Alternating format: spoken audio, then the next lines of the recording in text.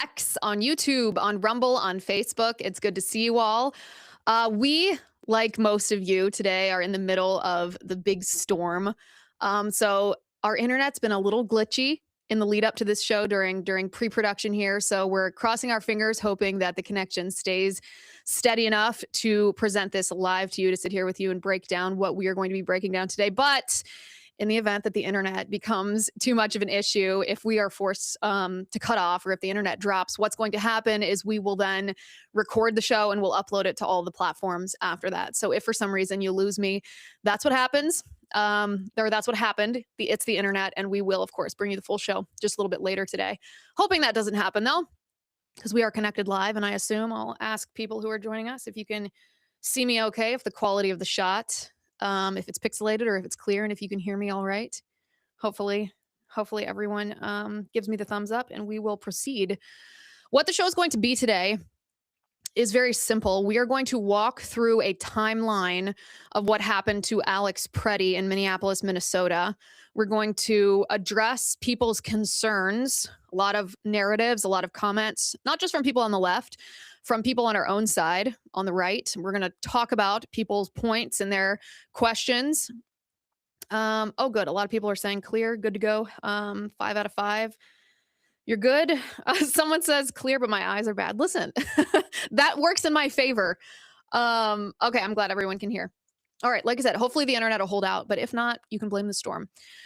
So today's timeline of what happened to Alex Pretti, we're just going to walk through a timeline of when he was first caught on video in the road, what he was doing, his interactions with law enforcement, the different decisions that were made by both Alex Pretti and the law enforcement around him. We're obviously going to analyze the frames of the video. We're going to address the concerns that we're hearing from the left. I would probably call those not so much concerns, but false narratives. And then we're going to address the concerns, the good faith concerns of some people on our own side who are unsure about what to think about this shooting. And of course, as always, I encourage you to draw your own conclusions. I have drawn my conclusions, and I'll share my conclusions with you. But I want you to use all of the evidence that we're going to be looking at together today to make your own decisions. And you can tell me what you think of each of the pieces of information that we analyze as we go. You can share that in the live chat, because we're going to be keeping an eye on that as we go along. And listen, you know the thesis of this show, that small assumptions allow big lies. That is, of course, why we question everything on this show. And I feel like that thesis has never been more true than today. There have been a lot of small assumptions that have led to some absolutely colossal lies. So if you want to keep that in mind, kind of look at this show through that framework. We want to question the assumptions coming from our own side. We want to question the assumptions coming from, of course, the left and the mainstream media, influencers online, things you may have heard, things you may have assumed. We want to make sure that we examine and question everything so that we can not only analyze the situation accurately, but that we can ultimately arrive at the truth. So that's what we're going to be doing today. Today's sponsor is Kindred Harvest. You guys know I'm a tea drinker, and you need to know what's in your tea, especially if you drink it on a daily basis. And I'll tell you why I say this, because China's involved here. The Chinese tea industry has flooded America with products grossly contaminated by microplastics and heavy metals. China, of course, doesn't care about your health. You don't need me to tell you that. You know that after COVID-19. They care only about your wallet. Well, this doesn't mean that you have to give up tea. It just means you have to be more discerning. Find a tea maker that has your best interest at heart. And that tea maker is Kindred Harvest. They are the American answer. They're third-party lab tested. They have zero microplastics, zero heavy metals. They're blended and packed right here in the USA with 100% biodegradable, heat-sealed sachets, no glue, no ink, no compromises. They have everything that you could want in a tea, whether it's morning energy tea or evening herbal tea. My favorite is the immunity tea. It's clean tea for your entire family. My husband likes the green tea. My daughter likes the cinnamon tea. Stop trusting China with your family's health. Choose American quality. Choose Kindred Harvest. Go to kindredharvest.co and use code Liz for 20% off. That's kindredharvest.co, code Liz for 20% off. I actually forgot to mention this at the beginning. Should have opened this this ad read. I got Kindred Harvest, their sample pack for my in-laws for Christmas, for my two brothers-in-law and for my mother and father-in-law, and they loved it. Everyone's raving about it. So highly recommend this as a gift. That's kindredharvest.co, code Liz for 20% off. Okay. So again, what we're going to be doing today is we're going to walk through the timeline of what happened to Alex Pretti in Minneapolis, Minnesota. And we're not going to actually start with we're gonna go back further than you might expect, because what happened in the lead up to Alex Pretti's altercation with law enforcement is critical to understand, and informs why what happened to Alex Pretti happened to Alex Pretti. So let's start today with what we've been told. If you open social media, you open Instagram, you open TikTok, you look on X, you certainly, if you turn on the mainstream media, which I hope you have not, but in the event that, I don't know, maybe you were trapped in an airport and CNN was on, this is what you have been told. You have been told that Alex Pretti was exercising his First Amendment right to protest the government, that he was exercising his Second Amendment right to keep and bear arms, that he was acting lawfully and legally, and ICE, actually wasn't ICE, but the narrative says that ICE executed him nonetheless. And accompanying that narrative that you have been told is this video that we have all been shown. This video has gone wildly viral, and this was the first video of the shooting of Alex Pretti that we saw. Take a look at this. They're doing too much, man, and they keep pushing people, you know? This video was obviously filmed by a bystander who was across the street. You can see the scuffle kind of in the background. Can't see a lot of details of what's happening. It's just a scrum of, it's actually Border Patrol agents, it's not ICE agents, surrounding Alex Pretti. And then you hear shots fired. And you hear the commentator, the man who is videoing, say they killed him. So this video is the video that went viral. It's very disturbing. Doesn't matter what side of the aisle you're on. Alex Pretti is a human being. And while he made incredibly bad choices, he was a human being. This, of course, and the reason that I bring this up is because this reality is being exploited by the left to play on all of our emotions, to make us feel a certain way in order to think a certain way politically, in order to support leftist political ideology. So it's important to recognize one thing as we first establish what we have been told and the video that accompanied that narrative. Now, the first thing to establish is, have you been told the truth? Is that narrative that accompanied that video, is that true? And are the people who have told you that Alex Pretti was law-abiding, exercising his First and Second Amendment rights, and was summarily executed by DHS agents, are these people trustworthy? Now, this is an important baseline to establish because, as you know, you see it all over your social media, you hear it from your friends, there is a barrage, it's even coming from politicians, by the way, there is a barrage of propaganda that is intended deliberately to manipulate your feelings. So if a source of news or opinion has proved to lack credibility in the past, we need to be cognizant of that now. What I mean is, about a week and a half ago, we were told by the left, and by the way, when I say the left, I'm not trying to be vague. This is including a sitting senator of the United States, Adam Schiff. We were told that Renee Good was just minding her own business after dropping her kid off at school when ICE shot her. You hear that and you think, that sounds unthinkable. But is that true? Well, no, it's not true. Renee Good was using her vehicle to block the road, which is a crime, to impede law enforcement operations, which is another crime. Renee Good refused arrest, also a crime, and then attempted to flee the scene, another crime. Now, most critically of all, and we know this because we have analyzed the video footage, Renee Good used her vehicle to violently ram a law enforcement officer, which is in itself unthinkable. Now, when an officer has reasonable belief that his life is threatened, he is justified in the use of lethal force. So the idea that Renee Good was an unarmed mother, which is how the left was portraying her, in a sense is neither here nor there, because cars are used thousands of times a year in killings. You don't have to have a firearm to be wielding a deadly weapon. Now, it's also worth noting, of course, that Renee Good was trained by these radical anti-ICE agitation groups like ICE Watch, who teach tactics like agitating law enforcement, which is what she was doing, or quote unquote de-arresting, which is a crime. And we're going to talk about that a little bit later in the show.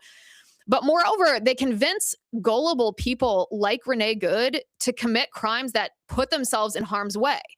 And when gullible people like Renee Good are convinced to commit crimes that put themselves in harm's way, thinking that they are acting righteously, that leads to tragic outcomes that could have been avoided.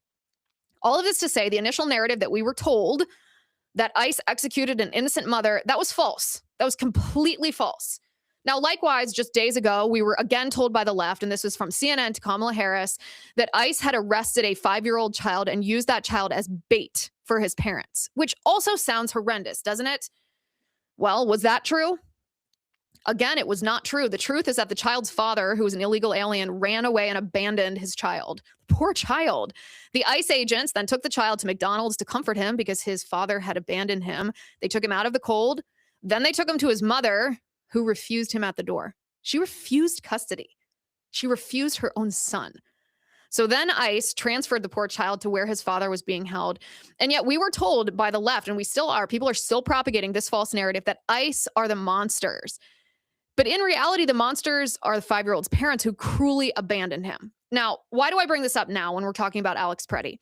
Well, the reason that this is important is because the voices who propagated those lies about the 5-year-old child and about Renee Good, and this is politicians, this is mainstream media outlets, this is influencers online, those people are not credible narrators now regarding the Border Patrol shooting in Minnesota. It is critical that we establish this. Now, the next thing that we need to discuss before we get to the timeline is we should ask, who are those anti-ICE agitators such as Renee Good or Alex Pretti? Who are they in Minnesota defending? Now, the Trump administration's targeted enforcement efforts, as you know, have largely focused on criminal aliens. Now, when I say criminal aliens, I'm not talking about illegal aliens, people who have violated our law coming to our country, and then once they're here, they have committed no other crime. Criminal aliens, when I say the phrase criminal aliens, I'm talking about illegal aliens who came to our country illegally, and once they are here, have committed other crimes, usually heinous crimes. I'm talking worst of the worst. I want to show on the screen right now just a sample of murderers and child rapists, horrendous individuals who have committed violence and sexual assault that ICE has arrested in Minnesota alone recently. It's truly horrific to see the who's who of who ICE has been arresting. And we should ask, why are these agitators? Why was Alex Pretti trying to protect pedophiles and murderers? Now, some people will throw religion up and say, listen, as Christians, we are supposed to welcome the sojourner. But the Catechism of the Catholic Church teaches that nations enforcing sovereign borders and immigration laws is morally licit. That's what we're seeing happen right now. And this has happened, by the way, under every administration in modern history, whether Republican or Democrat. Right now in the state of Minnesota, ICE is carrying out federal immigration law just like they did under Barack Obama. This in and of itself is not scandalous whatsoever. Yet, what are these anti-ICE agitators doing in response to ICE enforcing federal law? Well, among other things, they doxed ICE agents in order to threaten the lives of those agents and officers. They've established anarchist, quote unquote, autonomous zones, which ironically, they have protected using borders. They seem to support borders when it comes to their autonomous zones. And they have threatened murder and war against federal law enforcement, whose job it is to enforce laws that are already on our books. So all of that being said, this brings us to Alex Pretti. The narrative that we're hearing from the left about Alex Pretti is that he was legally carrying a firearm while peacefully exercising his First Amendment right to free speech, to speak out against the government. That is what we're being told. And so the first question we should ask is this true? And the answer to that question is no. While Alex Pretti reportedly did have a permit to legally carry a firearm, in the state of Minnesota, it's required that you carry the permit and your ID at the same time that you are carrying a firearm. And Alex Pretti was not carrying an ID. So he was not legally carrying a firearm. He was violating state gun laws. It's very important to note, by the way. Now, more importantly, Alex Pretti was violently resisting arrest, which is a crime. You've seen the videos. I've seen the videos. Pretti was harassing Border Patrol agents. He was blocking traffic. Then he violently resisted the arrest and engaged in a physical altercation with federal law enforcement. Now, this is a key point here. If a law enforcement agent reasonably fears for his life, that is justification for the use of lethal force. It actually doesn't matter if Alex Pretti was armed or not, but I don't want to get ahead of myself on that point. Now I want to go to the timeline of what happened to Alex Pretti in video form. So moments before Alex Pretti engaged in an altercation with law enforcement officers, we can see, and we can play this footage on the screen as I'm describing it. We can see footage from the road before the altercation. Now, what was Alex Pretti doing in the road? He was essentially attempting to control traffic, which is not something that's legal for a civilian to do. We can see this. And we can see this officer. You'll see up on the top left of the screen, the officer has his hand on Alex Pretti's stomach. The reason for that is because the officer had asked Alex Pretti to move out of the road and away from this law enforcement operation, and Alex Pretti had refused to comply with that law enforcement officer. After the law enforcement officer had given him that verbal command and he had not complied, the officer very professionally moved Alex Pretti away from the scene. As you can see, this was not a shove. This was not violent. This was the law enforcement officer enforcing the boundaries of this law enforcement operation. Incredibly important to establish those two things, that Alex Pretti had already refused to comply with the law enforcement officer, in addition to the fact that the reason he was on the road in the first place is because he was attempting to take over the direction of traffic, which you are not allowed to do. A person cannot simply walk into the middle of the road and tell other people what they are allowed to do or not do. That is, he's not a traffic cop. All right, so we see this in the footage, but we also know from the affidavit of the woman in pink. So who's the woman in pink? In some of these videos that I'm about to show you, you'll see in the background a woman dressed in pink who was videotaping. She had her phone out and she was videoing the entire interaction between Alex Pretti from the moment in the road when the law enforcement officer moved him out of the road all the way through the shooting of Alex Pretti. She has some of the closest up close footage of the shooting of Alex Pretti. And after Alex Pretti was shot, she wrote an affidavit about everything that she witnessed. And it's incredibly important to note what she wrote in this affidavit because it matches what we see in the footage. She talked about herself entering the scene and seeing a man directing traffic. She said, I and the man who was observing and helping direct traffic were standing in the street. Now, of course, her phraseology is going to reflect her ideology. So when she says helping direct traffic, that's not an accurate reflection of what he was doing. He was taking over the direction of traffic, which is unlawful. But she says, I and the man who was observing and helping direct traffic were standing in the street. An agent approached and asked us to back up. The woman in pink says, I moved slowly back onto the sidewalk. Then she testifies, the man stayed in the street filming. So he refused to comply with law enforcement officers. Then she says, the man went closer to support them. And now she's talking about to support other protesters who are also violating that criminal scene.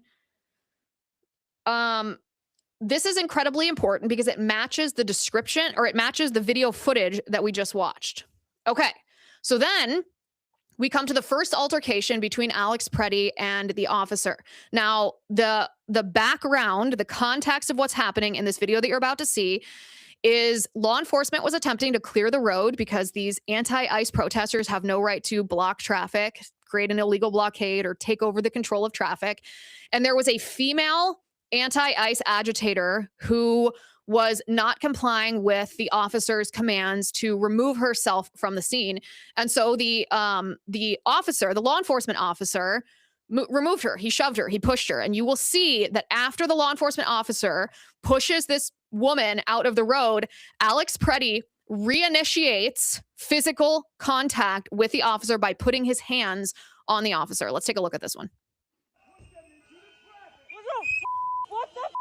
So that's the woman in pink in the bottom corner, by the way. She's the one who's videoing. You see the law enforcement officer shove the woman. That's exactly what happened there. And then, watch it again. You'll see Alex Pretti, after the woman shoved, he puts his hands right there. Pause that video. Alex Pretti puts his hands on the law enforcement officer. It's very important to note, and I want to be very clear about this, you are not allowed to do that. You are not allowed to put your hands on a law enforcement officer. And that initiation of physical contact, Alex Pretti's engagement physically with that law enforcement officer is predicates the entire following scene. So once he puts his hand on that officer, and we can continue to play this video and watch what happens, then let's move on to the next one. That's the yes. Okay, then the officer removes Alex Pretti from the scene. He pepper sprays him, pushes him to the ground. But instead of complying, what does Alex Pretti do? Alex Pretti violently resists arrest. And then you see the scrum of law enforcement officers around him as he is engaging in a physical altercation with them. Now, this is, again, the footage from the woman in pink who was standing behind, and it's a little distant at this point. So when you see Alex Pretti, when you hear the shots, as we just did, and you see this, it's a little bit difficult to tell what happened. But we then have stabilized slow motion video that shows us some very important elements of what happened between Alex Pretti and law enforcement. So let's watch exactly what happens here. Let's play the next video. This would be the slow motion one. Okay. So a couple of things to watch here. So pause it just for a second, Spencer, because I want to point out a couple of things. So a couple of things. The man in the left-hand side of the screen who's wearing the green vest and the black hat, that's the officer who will ultimately shoot Alex Pretti. The man standing next to him, it looks like the man in the green has his hand on the man in the gray hat. These are law enforcement officers. Watch, it's very important to note what the man in gray is doing during this scrum, because what you will see him do is you will see him reach over Alex Pretti and remove Alex Pretti's firearm from his holster and then walk away with it. And that'll be important in this narrative in just a moment. But the other thing that you will see, which is the most important point of all, is you will see before any law enforcement officer fires a gun at Alex Pretti, you will see Alex Pretti reach for his waistband as if reaching for his holster, as if reaching for his firearm. Okay, so let's roll this tape. So you can see the man in the gray, the officer's hand. You see him reaching for the firearm.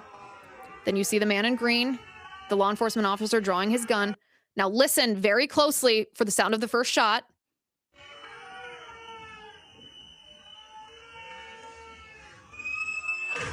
Okay, stop it right there for a second. Now the sound of the first shot is not when Alex Pretti is shot. The sound of the first shot, again, we'll come back to that in a moment because there are theories which seem to be substantiated about Alex Pretti's firearm negligently discharging after the officer had removed it from his holster after the officer had disarmed Alex Pretti. But watch what's happening. The agent in green, who is the agent that ultimately shoots Alex Pretti, does not fire his firearm until, roll the tape. Watch what Alex Pretti does. Watch his hand right there. He's reaching around his back. He's reaching for his holster. You can see his arm going like this, reaching for his holster. And it is only at that moment, you can roll the tape again.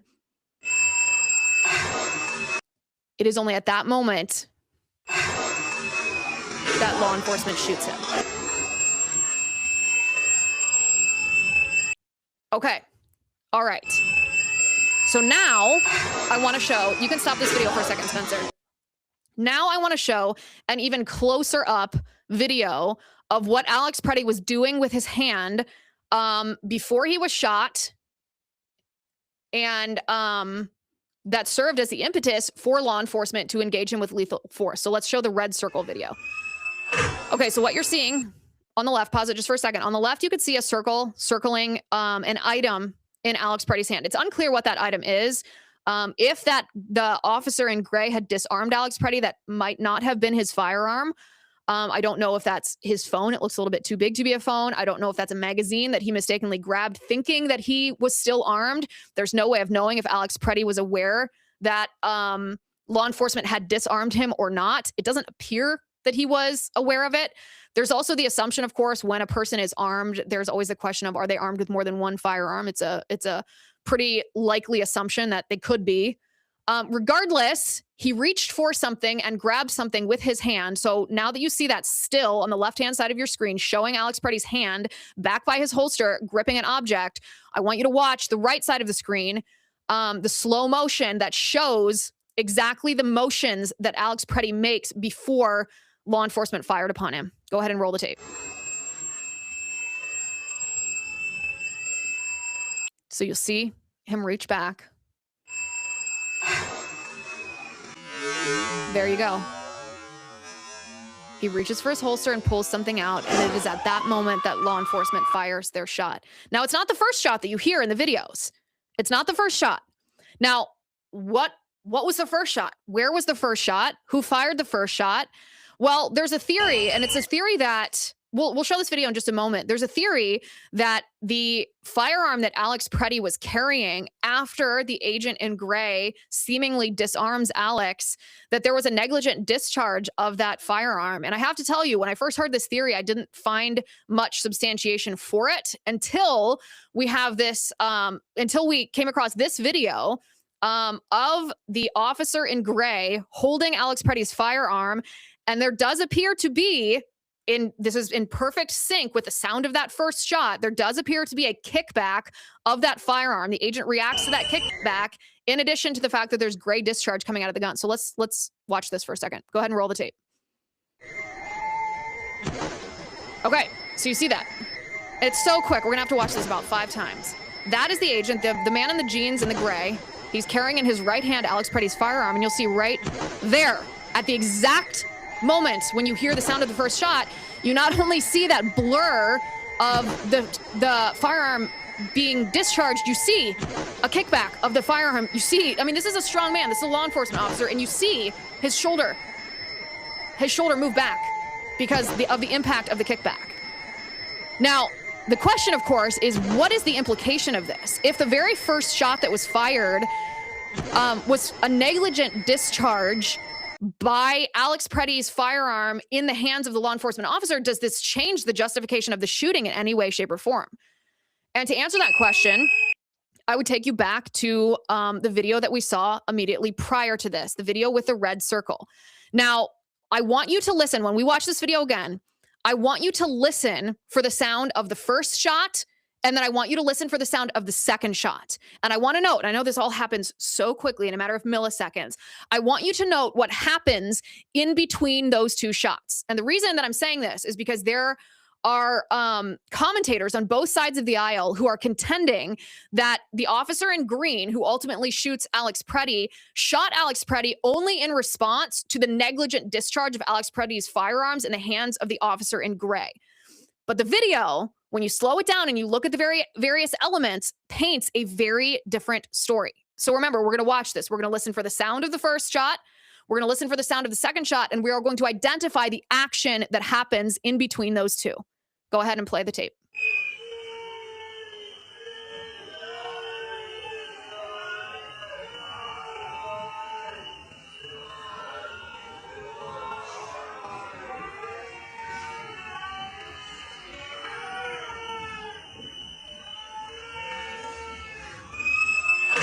First shot.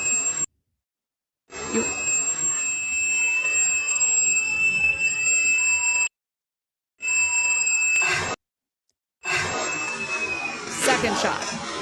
Okay. Well, I want to play that again, showing the whole thing. Start it over, Spence. You see the officer in gray reaching to disarm Alex Pretti. You can see his hand. He has the hand with the black glove and the gray coat. You see him struggling to unholster the weapon. He gets it. He immediately backs up and moves away from Alex Pretti in the scrum. Once he stands up, you hear the discharge. Now watch what happens right now. Alex Pretti reaches for his waistband. It is not immediately following the first gun discharge that a second gun discharge happens. The action that happens in between the first shot and the second shot is Alex Pretti reaching for his waistband. Watch. He reached for his waistband, and only then did you hear a second discharge.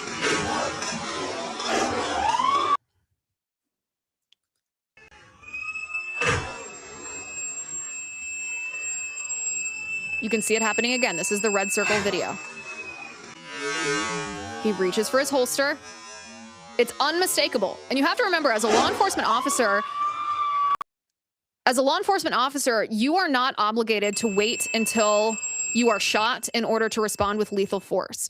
You are not obligated to allow a suspect to get there, a violent suspect, a suspect who is violently resisting arrest, who has already broken multiple laws.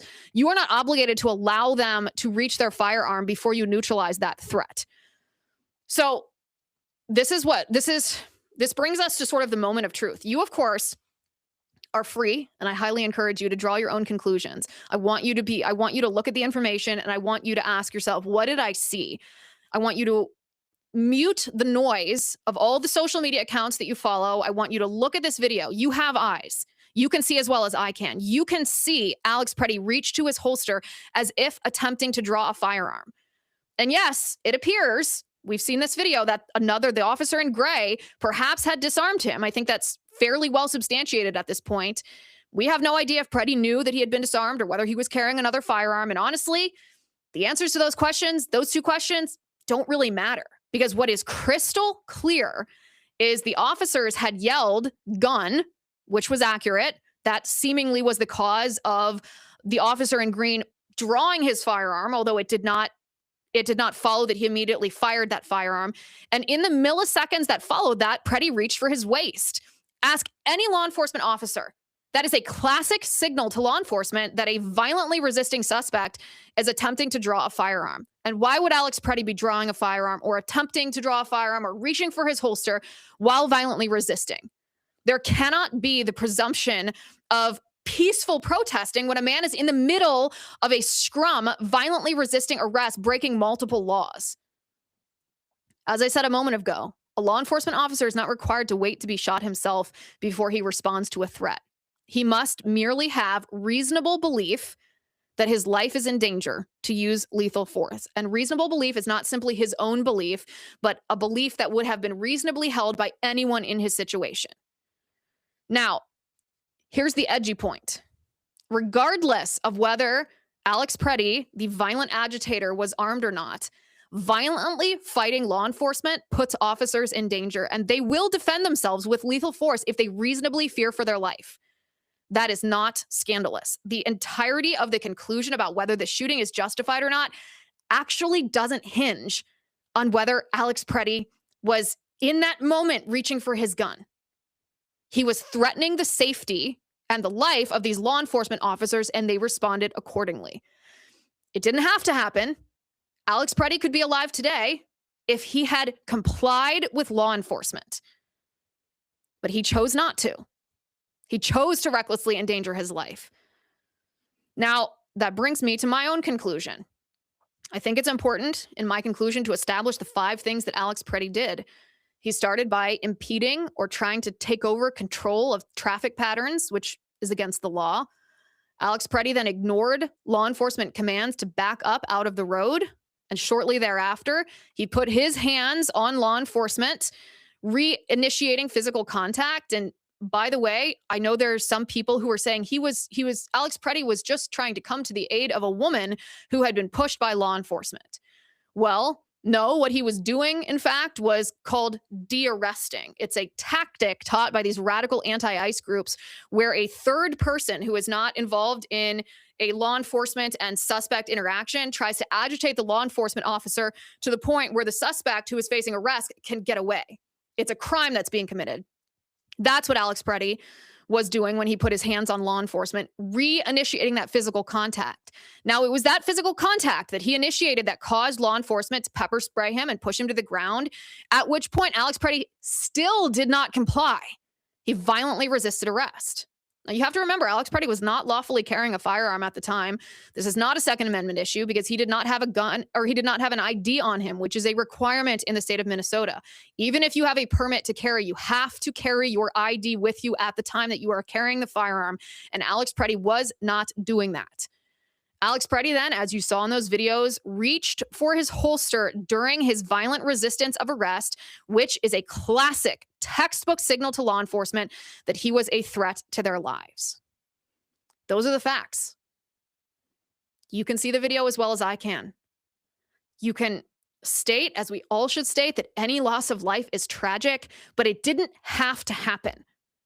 Alex Pretti did not have to commit the crimes he committed, recklessly endangering his own life. The shooting was justified. Those are the facts. Don't fall for the fake news. Now, it's also important to note here, back in 2020, during the summer of rage, many people who considered themselves independents or centrists or apolitical, many people were ultimately shocked. They felt betrayed to discover that the Black Lives Matter movement was a grift, that the founders of the movement were using people's donations to buy themselves mansions in Los Angeles. that the defund the police agenda was so dangerous and harmed minorities to such an extent, harmed minorities the most, that even the liberal cities that originally fell for it and took funding and resources away from police reversed it. People were shocked and betrayed to find out that the Black Lives Matter claim that there was this systemic racism by police against unarmed black men was not only not true, is the opposite of true. In reality, studies show that the Ferguson effect has led to police officers being more likely to shoot white men in similar situations. Plus, of course, the Black Lives Matter founders, we're talking Patrisse Cullors and Alicia Garza, admitted on video that they are, quote, trained Marxists. That's not my inference. Those are their words, which of course explains why one of the official goals of the Black Lives Matter movement, which we were told was supposed to be about racial disparity in policing, that one of the official Black Lives Matter goals was to abolish the nuclear family. Well, it makes sense if you think about who the founders of the movement are. Well, today, the same far left groups that staged the Black Lives Matter riots, which you remember, Americans of every political stripe were shocked to be told that what we saw during those George Floyd protests were mostly peaceful protests, while we could see with our own eyes that cities predominantly built of minority-owned businesses were being burned.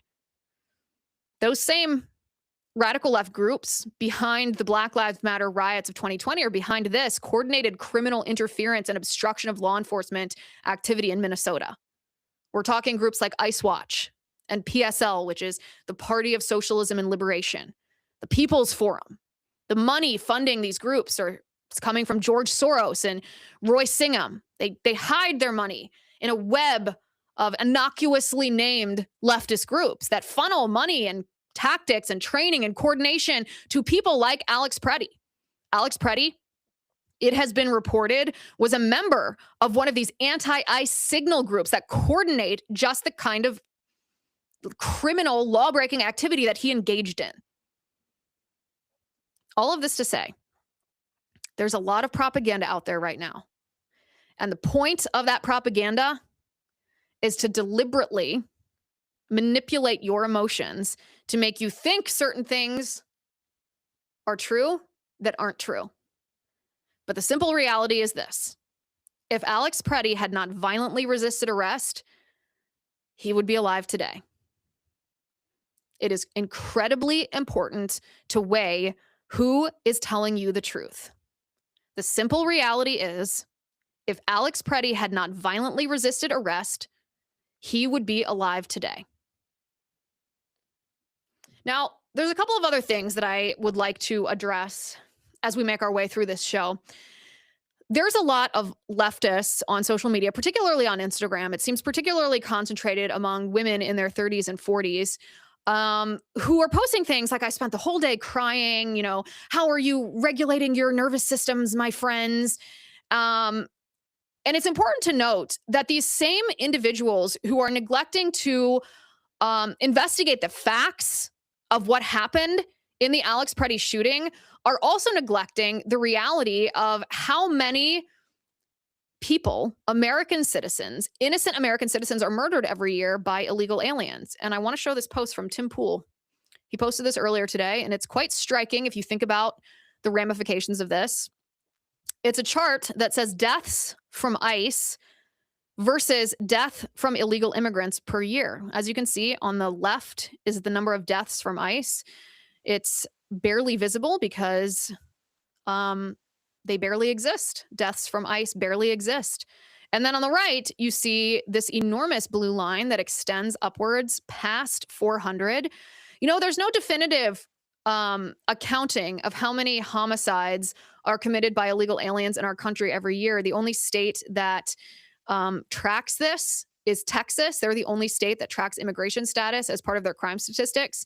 Now, the reason Texas is interesting is because Texas accounts for 20% of the illegal aliens in our country reside in Texas. And so if you extrapolate Texas data, that illegal aliens in Texas account for about 7% of the total population there, but they committed 5% of the state's homicides. Then if you extrapolate that out to the rest of the country, then illegal aliens have committed just about this number of murders. Anywhere between 200 and 500 murders are committed by illegal aliens every year. And yet the people who are sobbing, who claim that they are not okay, who refuse to weigh the facts. They are simply allowing a very disturbing video. No one wants to see another person killed, justified or unjustified, on a video. It's awful to see. It's very traumatizing to see. And yet these same people who are telling us how traumatized they are have said nothing, not one word, not one post, not one tear for the American citizens, upwards of 400 who are murdered by illegal aliens every year. And that ought to tell you whether these people should be leading the emotional reaction to this ICE enforcement operation in Minnesota. Then, of course, we have Barack Obama.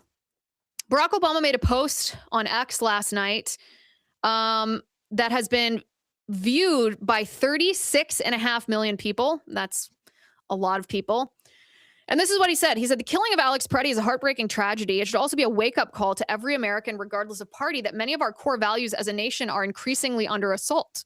Federal law enforcement and immigration agents have a tough job, but Americans expect them to carry out their duties in a lawful, accountable way and to work with, rather than against, state and local officials to ensure public safety. That is not what we're seeing in Minnesota, Barack Obama writes. In fact, we're seeing the opposite. For weeks now, people across the country have been rightly outraged by the spectacle of masked ICE recruits and other federal agents acting with impunity and engaging in tactics that seem designed to intimidate, harass, provoke, and endanger the residents of a major American city.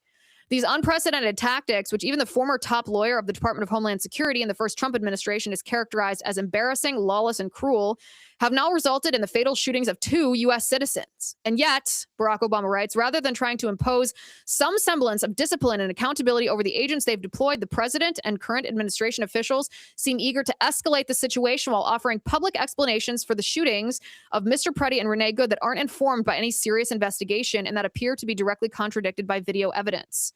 He says, this has to stop. I would hope that after this most recent tragedy, administration officials will reconsider their approach and start finding ways to work constructively with Governor Walz and Mayor Frey, as well as state and local police, to avert more chaos and achieve legitimate law enforcement goals. In the meantime, Obama writes, every American should support and draw inspiration from the wave of peaceful protests in Minnesota and other parts of the country. They are a timely reminder that ultimately it's up to each of us as citizens to speak out against injustice, protect our basic freedoms, and hold our government accountable.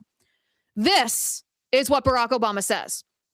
Nowhere in this statement does he mention that Renee Good had committed 3 or 4 different crimes. Nowhere does he mention that she was blockading a road illegally, that she resisted arrest, that she used her vehicle to ram a federal law enforcement officer who reasonably feared for his life and responded with lethal force.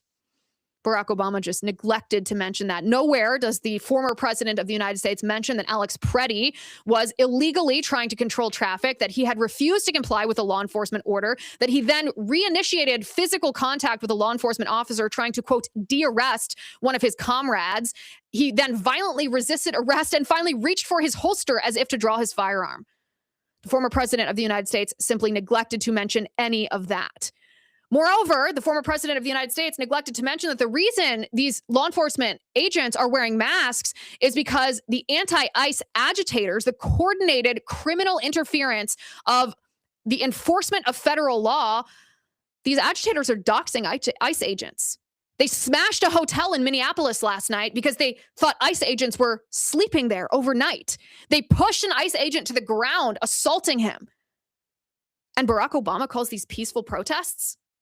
He blames ICE and federal law enforcement agents and nowhere mentions the coordinated, funded opposition to laws that are already on our books. He's taking the sides of anarchists while neglecting to mention to you the truth about Renee Good and Alex Pretti. No one in modern history has done more to foment domestic unrest than Barack Obama has. Every single statement he makes in that statement is a lie.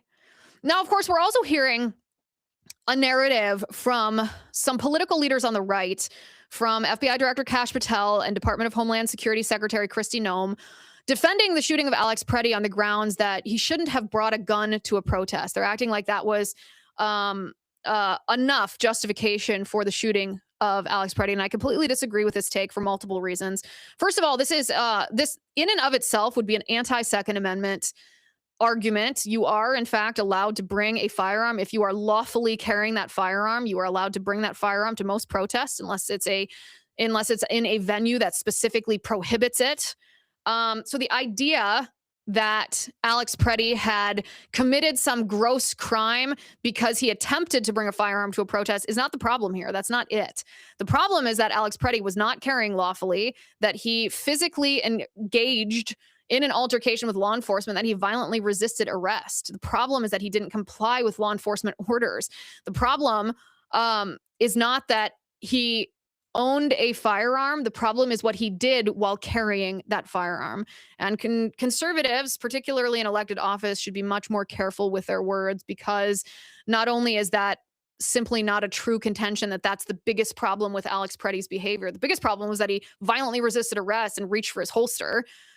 It also it allows the left and the mainstream media to quote unquote debunk conservatives using an argument that doesn't even apply to this particular situation. Doesn't even apply. Then, of course, we have Antifa. We have a man by the name of Kyle Wagner, who is a self-proclaimed Antifa warrior who created a video that went quite viral in the hours after the shooting of Alex Pretti. And Kyle Wagner is calling for a full-on firearm assault on ICE agents and DHS law enforcement officers in Minneapolis. Take a look at this. My name is Kyle. I'm Antifa, and there's so much rage in me that I've had to record this like 15 times trying to get the message out. They up, okay? Go watch my other videos. Doesn't matter if you're not here and you're not caught up. You missed the fight. But if you are, it's time to suit up. Boots on the ground. Nicollet and 26th. My house is 4 blocks away. Anywhere between Franklin and Nicollet and 26th and Nicollet. Show up, ready to go.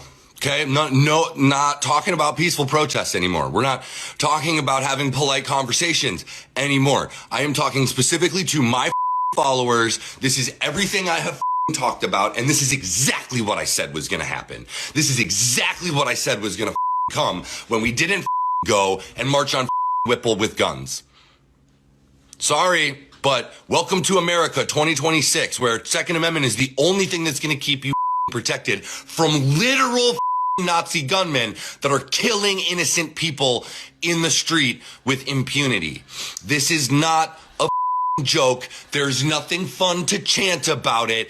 Get your guns and stop these people.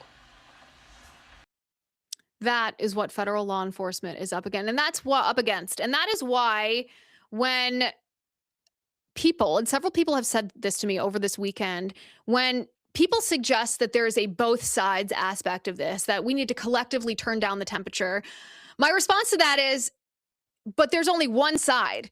That's the problem here. When Charlie Kirk was assassinated, these people cheered. When President Trump was hit in the ear with a would-be assassin's bullet, the left jeered. When law enforcement agents and officers are executing laws that are on our book, we are falsely accused of being Nazis and fascists and killers, and they are responding by calls for a literal civil war. Listen, what our side wants is we want to build families, worship our God freely. We want to protect our liberty to do that, and we want our country to prosper, including you. The other side wants to kill us. So no, this is not a both sides lower the collective temperature type of issue.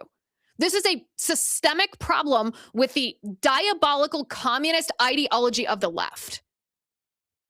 Now, there are some people in the live chat right now who are saying that I don't read the live chats. Melinda says she doesn't even read these chats. Well, Melinda, that's not correct. I do read them. Someone else says her staff reads these posts. Both are correct. I do read the posts. My staff reads them. I obviously am not reading all of them at the same moment that I'm speaking to you. But yes, we monitor the chat and respond because I listen to what you think. It's important to me, how you feel and what you conclude about these different scenarios. So yes, I do read the chat. I do read the chat. And I'm going to actually read a couple of your comments that I think are worth addressing here. So Ozzy says, I think these people are totally crazy or just have death wishes. These are so-called do-gooders and they're brain damaged too. Listen, there's an interesting point that is buried in your comment, Ozzy, because the people like Renee Good or Alex Pretti are actually, in a sense, just stooges of the communist ideology. What the left wants is the left wants to impose communism or Marxism on our country. And in order to do that, they have spent the past decade and a half, 2 decades at least, focusing on the culture. They've hijacked and infiltrated, captured our institutions, whether it's schools, whether it's the medical community, whether obviously Hollywood, the media, the law. They have captured all of these institutions in order to start indoctrinating young people into believing from the time that they're this high that communism is good and right and moral, and capitalism and freedom in America are evil, that we Americans are the villains. At the same time that they have captured this ideology, they understand that in order for a Marxist takeover to happen in this country, there needs to be a vanguard. This is kind of elementary Marxist theory. There has to be some precipitating event that causes a revolution to start, and a violent revolution. We're not talking about a revolution of words or a revolution of ideas. We're talking about a violent war, a civil war. And what they do is they brainwash very gullible people like Renee Good, like Alex Pretti. They brainwash these people into thinking that they are morally superior and that there's a moral necessity in going out and agitating, confronting law enforcement in a way that's actually committing a crime that puts them in the path of danger. Meaning what Alex Pretti did and what Renee Good did, when I say they were asking for it, I'm not going to be one of those people that's so cavalier that says, oh, they deserved what they got. No, I feel sad that they were so brainwashed that they recklessly endangered their own life. But this is what the left has taught them to do. The left is harnessing them as stooges, as pawns, as vanguards, because they want, what the left wants is they want these emotional events to happen. They want murders to happen. They want death. They want killing. And then they want to take these institutions that they've captured, like the media, and they want to use it to propagandize, to tell you that the government is so oppressive that we have to overthrow the government by any force necessary. Because that's the predicate for their Marxist revolution. And so, yes, all of the things that you said, Ozzy, are true. They are totally crazy because they haven't thought for themselves. They've allowed themselves to be brainwashed. In a sense, maybe they have death wishes. We know some of the transgender shooters in the past couple of years who have also been brainwashed into being Marxist, kamikazes, these vanguards, that they had death wishes.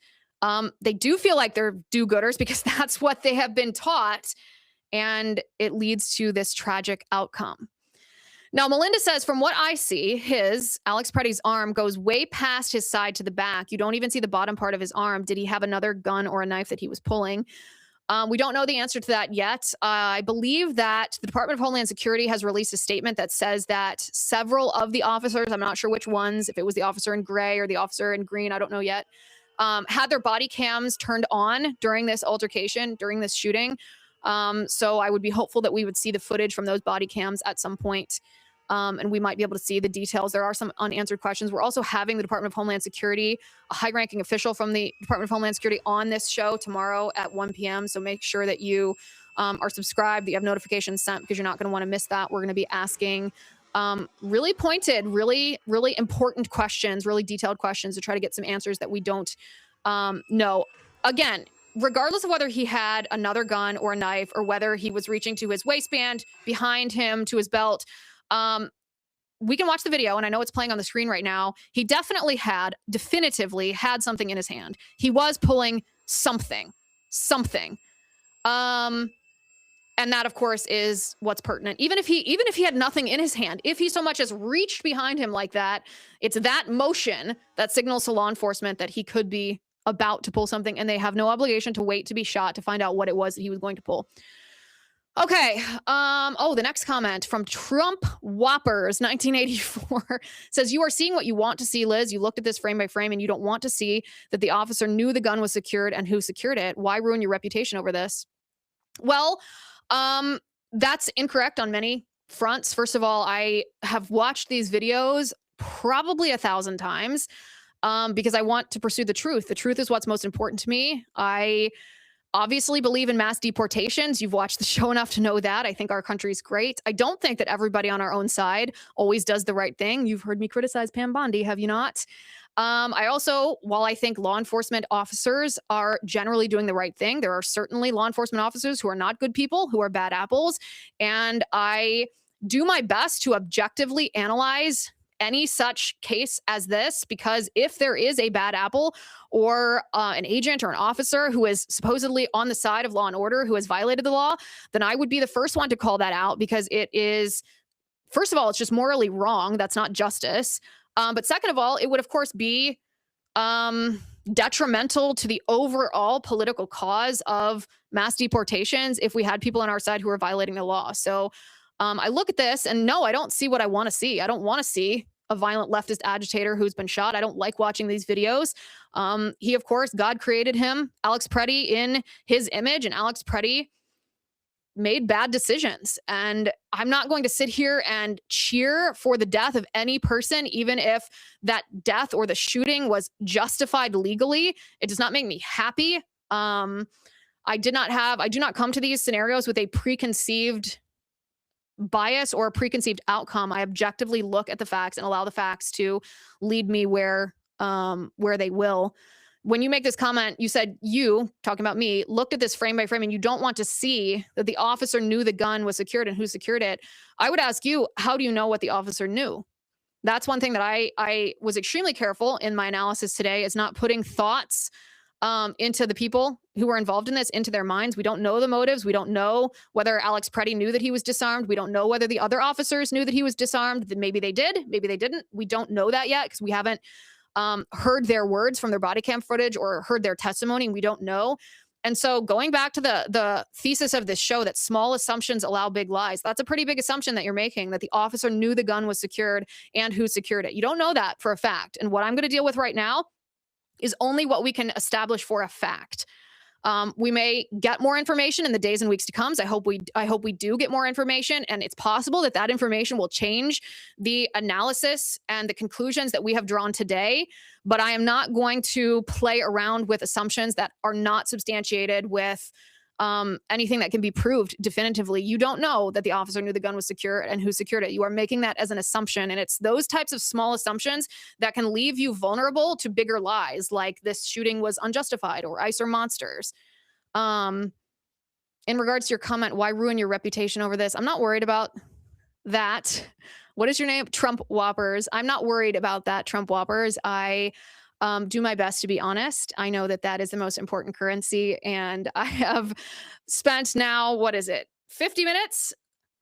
57 minutes. We have sat here together for almost an hour walking through exactly how I have thought about this and why I have drawn the conclusions that I have drawn. You are free to disagree, but the facts are not on your side. Okay. Survive and to Thrive and says, wow, Liz, thank you. I had no idea about any of this because the mainstream media wasn't presenting any of these facts. Well, they are not. The mainstream media is being incredibly intentionally deceptive, and so are most of the people that you follow on social media. So I'm glad to hear that this has been eye-opening to you. Share this if you can. Post this on your social media channels. Try to tag me if you can, so that I can repost you. Send this to your friends who are posting about this on their Instagram stories. Send it to your family group chat if you dare. And let me know what people think of it. Because when you actually spend a little bit of time breaking this down, it's demonstrably obvious that the narrative that we have been told about the shooting of Alex Pretti was in fact false. Okay, guys, as I said, make sure you're subscribed to the show because tomorrow we're having a high-ranking official from the Department of Homeland Security on this show to ask many of these questions that we discussed today. You're not going to want to miss that. So youtube.com/Liz Wheeler, x.com/Liz_Wheeler. And of course, make sure you're subscribed on Spotify in case you missed the live stream. Spotify, we have video over there now, and it's a censorship-free platform. So you're going to get the entire show on Spotify every time. Just search the Liz Wheeler Show on Spotify, hit subscribe. Thank you for watching today. Thank you for listening. I'm Liz Wheeler. This is the Liz Wheeler Show.